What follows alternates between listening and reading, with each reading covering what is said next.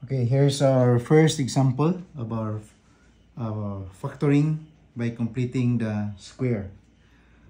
Okay, so we are given here the trinomial 10x squared minus 30x minus 8. The first rule, we have to divide each term. We have to make the coefficient of x squared equal to 1. So to do that, we have to divide each term by the coefficient. The coefficient of x squared here is 10. Okay, so let's rewrite this first. 10x squared minus 30x minus 8 equal to 0. Okay, so dividing each term by the coefficient of x squared, which is 10. So divide this by 10 also. Divide this by 10. Divide this by 10. So 0 divided by 10, that is 0. That is still 0. Because 0 divided by any number or any expression, that's always equal to 0. So our right side here is equal to 0. 10 divided by 10 is equal to 1. So what is left in the first term is only x squared. And then we have 30 divided by 10. So this is minus. So this is also minus. Minus 3. Then we have x. Then this one minus. This is divisible by 2. So 4 divisible by 2, 5. So this is now the resulting equation after the first step. So the next step is to transpose. Okay, transpose the constant. This is the constant. Transpose the constant to the other side. So now the right side becomes 0. So this is negative. So plus 4 over 5. Then we have on the left side, we only have x squared minus 3x. Okay, so on the left side, we have only two terms. So we have to find the third term. So once we get the third term, we have to add it on the left side and also on the right side. Okay, so what's the formula of the third term? Third term is equal to 1/2 the coefficient of the middle term. What's the middle term? This is the first term, second term, or middle term, third term. So the coefficient of the middle term is this one.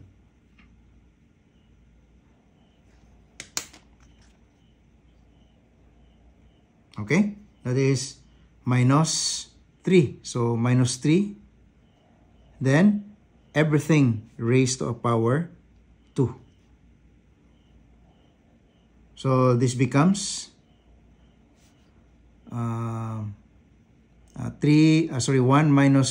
1 times minus 3 minus 3. Then we have denominator 2. Then raised to power 2. Or this is equal to 9 over 4. So this is the third term. So substituting the third term on the left side and the right side. So we have x squared minus 3x, then plus the third term is either you write it or this one. So they're just the same. So minus 3 over 2, or you can write 9 over 4. That's all right. Just don't forget the square. Equal to the right side 0 plus 4 over 5. So we just have 4 over 5. Then plus the third term. The third term is 9 over 4. Okay?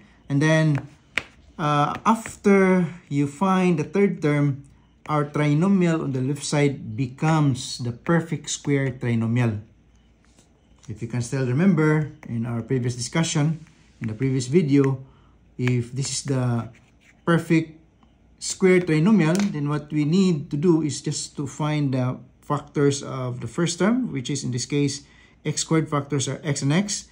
And the third term, the factors are minus 3 halves minus 3 halves. Okay, so these are the factors. Then after that, it says in the rule that we have to find the factors. So what are the factors on the left side? So we have to apply the rules in finding the factors of the perfect square trinomial. So the rule is simply like this. First factor, which is x, then combine that with the first factor also of the third term, which is minus 3 halves. okay? Then multiplied by secant factor of the first term, which is x, then minus this one. Okay, so these are the factors on the left side. And on the right side, we have to simplify this. We have to combine to make it only one. So find the LCD here. The LCD is 20. So 20 divided by 5 is 4 times 4, 16.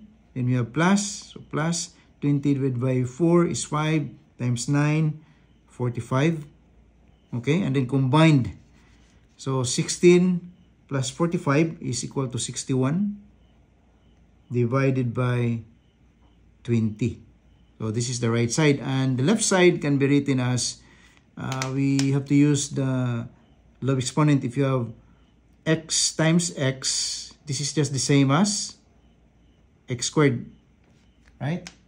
If you have x squared is the same as x times x. So here we have two expression, two quantities that contains expression that are the same. So we can make them as one, like x minus 3 over 2, then squared.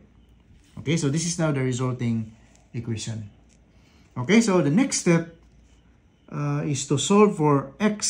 So how to solve for x if you are given something like this? Our x is inside the quantity with the power 2. So we have to eliminate, or we have to get rid of the exponent. How to do that? So that's the time that we can apply the laws of exponents or the laws of radicals. It's up to you. In the laws of exponent, what we need to do is to just raise both sides by a power 1/2. X minus 3 over 2 raised to a power 2. And then to get rid of the exponent 2, you have to raise this to a power 1/2. We have to do the same on the right side. What we do on the left side, we have to do on the right side. So 61 divided by 20, we also have to raise this to a power 1/2. So the power 1/2 in radical, so the power 1/2, no, power 1/2 means this is something like this. If you have, say, x to the power 1/2, this is the same as square root of x. So we have to make use of this concept. Okay, so the left side can also be written as x minus 3 over 2 square, then take the square root. So we have to use this concept. Equal to, we can write this also in terms of radical. So this is called radical, no? This square root is what we call radical symbol.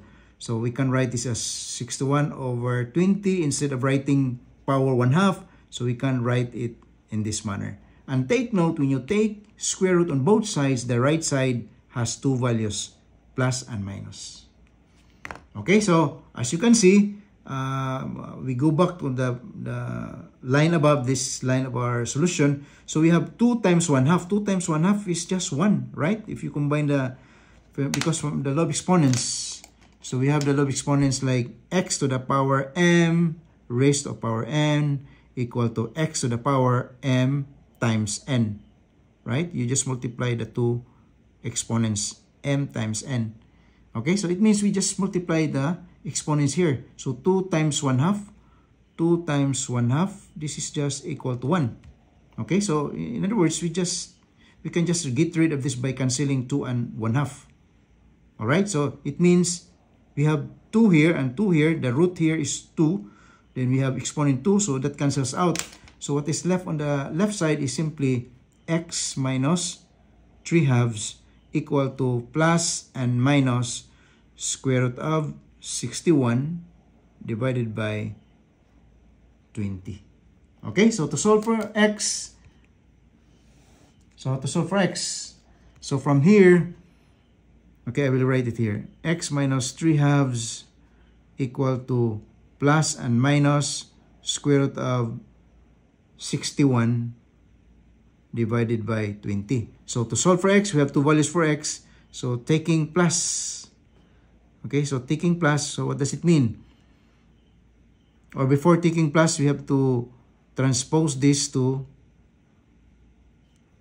the other side so that we can have x, only x on the left side. So this becomes, when you transpose it to the other side, that becomes positive 3 halves. Okay?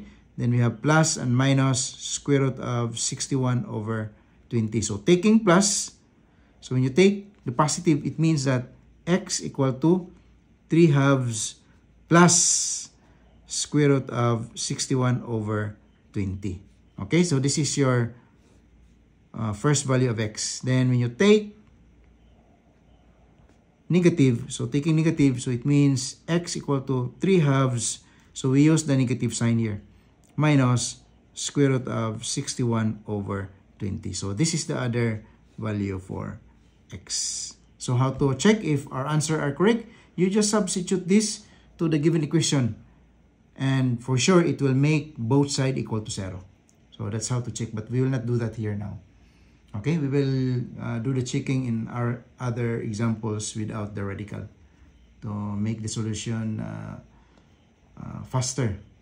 Okay, so that's all. If you have any question, just leave your comments or your question in the comment section below. Thank you.